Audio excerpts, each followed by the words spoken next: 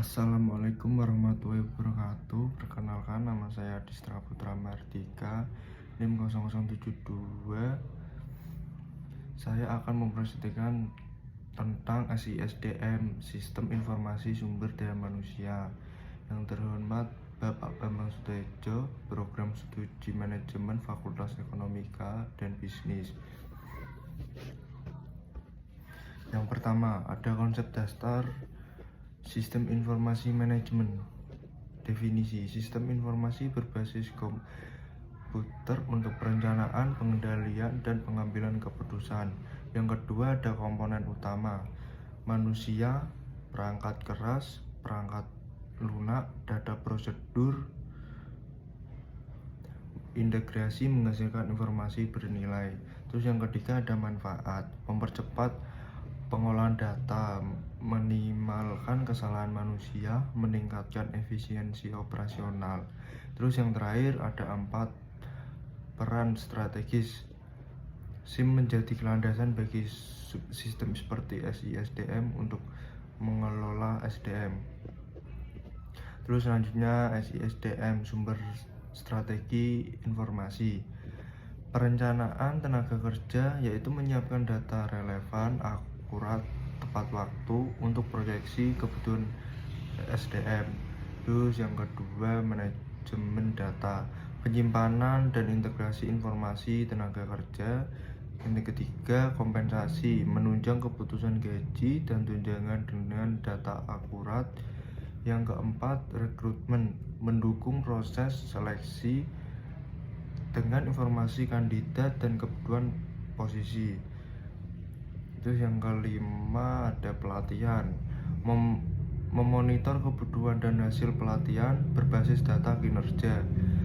Yang terakhir, ada penilaian kinerja, menyediakan metrik kinerja untuk evaluasi dan pengembangan karir. Terus selanjutnya, kegiatan utama SISDM, peta topik prioritas. Yang pertama, perencanaan dan rekrutmen, yaitu perencanaan sumber daya manusia dan rekrutmen dan seleksi. Terus yang kedua, pengembangan dan penilaian, ada pelatihan dan pengembangan dan penilaian kerja. Terus ada yang terakhir, kompensasi dan data, pengelolaan kompensasi, pemeliharaan data karyawan.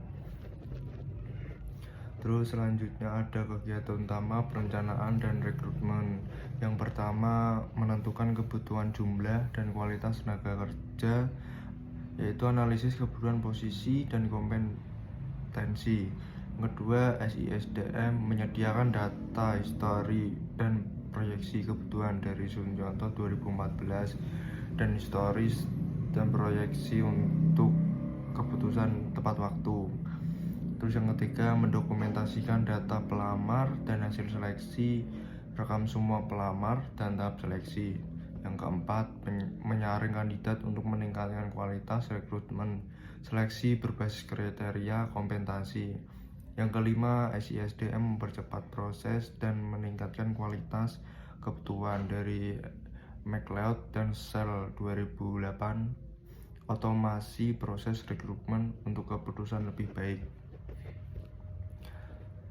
Terus ada kegiatan utama pelatihan dan penilaian kerja. Yang pertama, ada pelatihan, identifikasi kebutuhan kompensasi, merencanakan program berdasarkan kebutuhan kompensasi organisasi dan karyawan. Yang kedua, riwayat pelatihan tercatat dalam SISDM. SISDM mencatat riwayat pelatihan untuk pelacakan dan perencanaan. Yang ketiga, evaluasi efektivitas pelatihan, mengukur hasil belajar dan dampak kerja sesuai Sunyoto 2014. Yang keempat, penilaian objektif dan terstruktur, pengukuran prestasi kerja yang konsisten dan terstandarisasi. Yang kelima, pemanfaatan data, penilaian untuk keputusan karir, data akurat pendukung akuntabilitas dan pengembangan karir, Humdiana dan Indrayani 2006. Terus kegiatan utama kompensasi dan pemeliharaan data, Atau ada yang pertama pengelolaan kompensasi, perhitungan gaji, tunjangan insentif, dokumentasi kebijakan sesuai McLeod 2004. Yang kedua identitas karyawan, yaitu ada nama, NIK, data kontak, dan informasi personal penting. Yang ketiga absensi dan waktu kerja, ada catatan hadir, cuti, izin untuk akurasi pengajian. Yang keempat, riwayat jabatan dan karir, promosi, mutasi, deskripsi jabatan historis. Yang kelima, riwayat pelatihan, ada kursus, sertifikasi, tanggal, dan hasil pelatihan.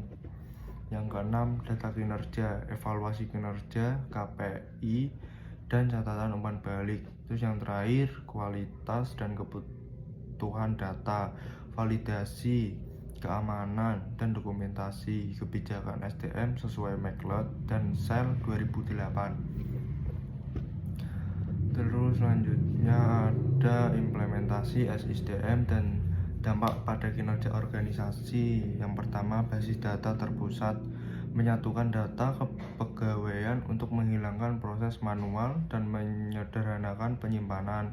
Yang kedua, otomatisasi administrasi, otomatis proses penggawaian, absensi, dan pengajian untuk mempercepat alur kerja.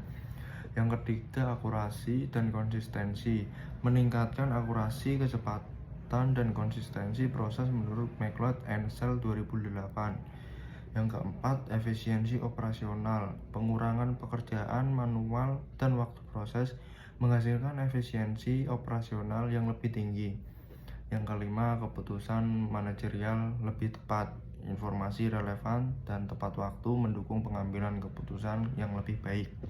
Yang terakhir, peningkatan daya saing, yaitu SISDM berkontribusi pada daya saing organisasi menurut Humdiana and Indrayanti 2006 dan McLeod 2004.